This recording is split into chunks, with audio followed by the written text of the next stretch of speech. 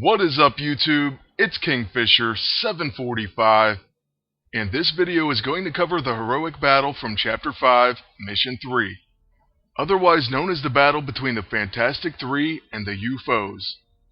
For this heroic, I'm going to give you a detailed breakdown including my ISO 8 and E-ISO setup. So right now you're looking at the basic Human Torch costume, and I used Expert ISO 8. That's attack, defense, and evasion. And the main reason for this is because, well, I just don't have that much silver left. So I went mainly with what I had. I'm using the Explosive V-ISO for collateral damage, and then I'm using the Recovering Empowered ISO 8. This says recharge restores some HP, and basically you will be resting with the Human Torch. I'll show you when and why once we get to the battle. For Invisible Woman's ISO 8, I mainly went with Skillful, so that's health, attack, and evasion. Once again, it's something that I had a lot of lying around. And then, just to bump up her accuracy, I went ahead and threw on the Athletic ISO 8. This has health, accuracy, and evasion. Once again, I'm using all the default costumes for these characters, although normally I would use the Future Foundation uniforms. Now, moving on to E-ISO, I went ahead and put Blurred Empowered ISO 8 on her, so she starts the combat with Mirror Image. Then, truthfully, I wasn't sure what I wanted to add, so I went ahead and used the Sympathetic Empowered ISO 8. This causes buff abilities to grant a small HP boost, and Force Field does count as a buff. So you may want to shield your team at some point, and then that will restore health to Invisible Woman. Now when it came to Ben Grimm, I actually ended up buying some ISO 8 for him. It's nothing too fancy, I'm just going to go with Forceful. So we'll give him attack, defense, and accuracy. He's mainly going to be protecting and tanking, but he's also going to be used to take out Ironclad. Alright, so it looks like we're going to use all the Forceful we have on him, and then I'll just throw a Bulky in the last slot. Then after this ISO 8, as far as E-ISO, I only have one slot available because my thing is only a level 11.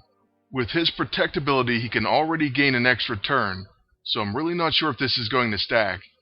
But even so, I will try out the Vengeful Empowered ISO 8, which gives Big and Fast.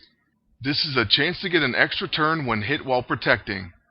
And that's going to be it for our Fantastic Three, so let's go ahead and get right into the heroic. In this battle, you actually get a chance at 3 E-ISO, and one of them is the Circulating Empowered ISO 8. This one's for Invisible Woman, and it grants something called Air Pressure, so party members with shields remove and prevent debuffs while shields are active. That sounds like a pretty impressive Empowered ISO 8 to me, and I cannot wait to build around it. If everything works out correctly, I'm thinking that the Savant Spear, Magneto, Rescue, even Psylocke, and then maybe my favorite thing that could go along with this is the Nanite Inductive Nail Gun. Could you imagine it constantly proccing shields along with Rescue? That could be incredibly annoying.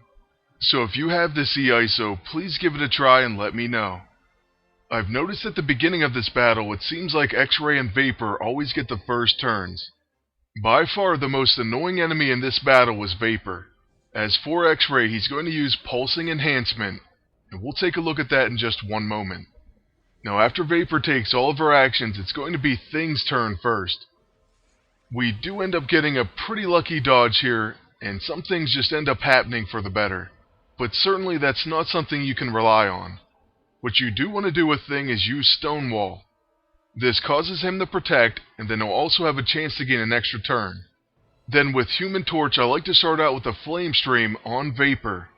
When you look at Vapor, Misty Enhancement says she's immune to melee attacks, but she's vulnerable to fire. For this one, they basically give you the map for how you should defeat these enemies. Vapor's going to be defeated by fire attacks, so that means Human Torch. Then X-Ray's Pulsing Enhancement says, damages X-Ray when Force Caged. Invisible Woman's level 9 is called a Force Cage, and that's what you want to use on X-Ray. This means if your Invisible Woman isn't quite a level 9, it's definitely going to make this more challenging. Ironclad is going to use Quake, and then Thing procs an extra turn. With this extra turn, I'm going to use Clobber in Time on Ironclad. If Stonewall wasn't active, you'd want to use that, but since it is, look at Ironclad, it says vulnerable to melee attacks. This means Thing is the key to beating him. So now you know each member of your team has a certain opponent that they're supposed to defeat, or at least they're very instrumental in defeating them. At this point, Thing's Stonewall is back off cooldown, so we're going to use it once again. Next, Vapor's going to show just how annoying she can be. She definitely tends to do the most damage in this battle. And there she goes, she gets a pretty decent hit off on Invisible Woman. Next, Human Torch does dodge her attack. So next on Thing's turn, we're going to use a melee attack on Ironclad. It's at this point where I go for a pretty big fireball hit on Vapor. Sometimes it does take her out. Other times you won't be so lucky, but it's definitely worth a try. With Invisible Woman, I usually just spam Force Cage on X-Ray. That completely eliminates him from the battle. However, when you do get a chance, you can attack with her or use her shield. That's when Pulsing Enhancement is down. X-Ray pretty much defeats himself in this battle. On Thing's turn, I maintain Stonewall, and then on the Human Torch's turn, I usually just recharge. So this is why I'm using the Soothing Resty ISO, Recovering. Besides Flame On, you'll gain back even more HP if you need it. You know you're going to recharge because X-Ray's Force Caged, and then Ironclad is immune to burning. So you're better off just finishing him with Thing, and then using Invisible Woman to help take him down. You don't have to do this battle this way, you can change it up. But like I said, certain enemies are going to be defeated much more easily by their selected members of the Fantastic Four. Thing for Ironclad, Invisible Woman for X-Ray, and Human Torch for Vapor. Then once we move on to our second wave, you can just take out Vector with everyone. But you're also going to see that Force Cage is effective against him as well. I should have possibly taken out Ironclad, but it's not going to make much of a difference at all. He does 0 damage to Thing, and then we're going to knock him out with our extra turn and a clobber in time. X-Ray finishes himself, and it's time for Vector.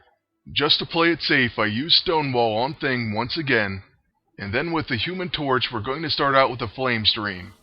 Vector is a tactician, so he will gain an extra turn, and with this he's going to use Kinetic Enhancement. Then he also gets to follow it up with a Concussive Blast, but Thing does protect against it. So with our free action, we'll use another Clobber in time. Now on Invisible Woman's turn, let's take a look at that Kinetic Enhancement. It says, Vulnerable to Force Cage. So let's go ahead and throw that on him and see what happens. Right away it says Internal Pressure, and he takes damage. So now that enhancement is off, and it says he cannot use Kinetic Enhancement, and now Vector is vulnerable to both fire and melee attacks. This makes perfect sense because it's like a group effort, and you know the Fantastic Four work very well together. At this point, you should be able to do some pretty big damage with both Clobber in time and a Fireball. After both Ben and Johnny attack, Vector gets dropped all the way to 1338 HP. At this point, he's going to use Kinetic Enhancement once again, and then he also uses Dampen. What this tells me is it's time for another Force Cage, but he doesn't take the Internal Pressure just yet. Instead, there's going to be another Dampen, followed by our Thing using Stonewall. After this, in this particular fight, this is where Vector decides to die. Between Thing's and Human Torch's turn, he takes his Internal Pressure and Burning, and that's going to finish the battle. Now moving on to the Roulette, we'll take a look at all 3 Empowered ISO 8 that you can win, and I'll give you my thoughts on each one. You already know what I think about the Circulating Empowered ISO 8. It's the one that I want the most. I also really like Masonic Empowered ISO 8 for Thing. It's going to give him Yancey Street rules. He begins the fight with Stonewall, and it reduces damage received. Then my least favorite is going to be the Pyroclastic Empowered ISO 8. It grants Firestarter to Human Torch. This says attacks against targets with burning apply Pyrophoric, and attacks against targets with Pyrophoric apply Meld Armor. So far this is the only one I've won, and I do plan on using it probably with Sunfire. So it'll be Sunfire and Human Torch team heating up once again. I only managed to win 1 CP, but that is going to bring us to the end of the video. I really hope it helped, and I hope you enjoyed it. I want to thank you all for watching, and ask you to please like, comment, and subscribe. And until next time, good luck, and take care.